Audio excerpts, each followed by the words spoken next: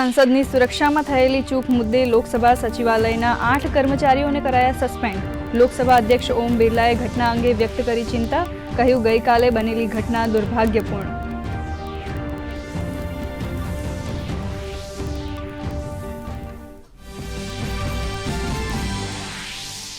સુરક્ષા મુદ્દે સંસદના બંને ગૃહોમાં વિપક્ષનો હોબાળો, લોકસભાની કાર્યવાહી બપોરે 2 વાગ્યા સુધી સ્થગિત। સુરક્ષા મુદ્દે સાંસદોને પણ સાવધાની રાખવા સંરક્ષણ મંત્રી રાજનાથ સિંહની અપીલ, કહ્યું કાલે બનેલી ઘટનાની ચાલી રહી છે તપાસ।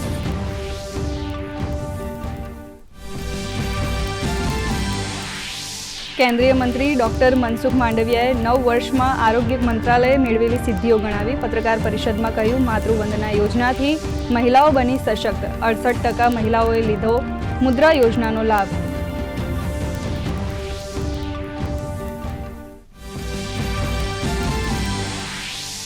અમેરિકાની સંસદમાં રાષ્ટ્રપતિ જો બાઇડન વિરુદ્ધ મહાભિયોગની તપાસને મંજૂરી। જો બાઇડનના પુત્ર હન્ટર બાઇડનની વિવાદાસ્પદ સમજૂતી અંગે કરાશે તપાસ।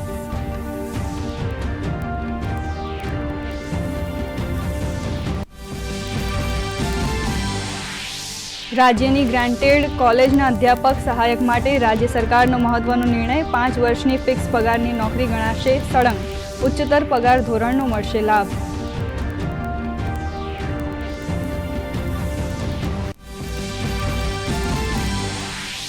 અમદાવાદ સિવિલ હોસ્પિટલના કેમ્પસમાં રાજ્યની પ્રથમ ઓડિયોલોજી અને સ્પીચ લેંગ્વેજ પેથોલોજી કોલેજનું આરોગ્ય મંત્રી ઋષિકેશ પટેલના હસ્તે લોકાર્પણ।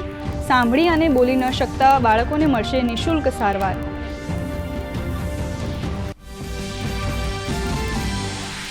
રાજ્યના 15થી વધુ શહેરોમાં ઠંડીનો પારો 20 ડિગ્રીથી નીચે, 10 ડિગ્રી સાથે કચ્છ જિલ્લાનું નલિયા સૌથી ઠંડુગાર। ઉત્તર ભારતમાં બરફવર્ષાના કારણે રાજ્યમાં અનુભવાશે ઠંડીનો ચમકારો।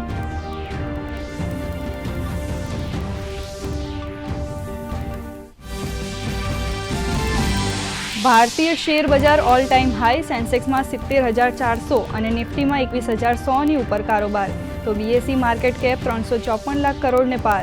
સોનાના ભાવમાં પણ 1200 રૂપિયાનો વધારો।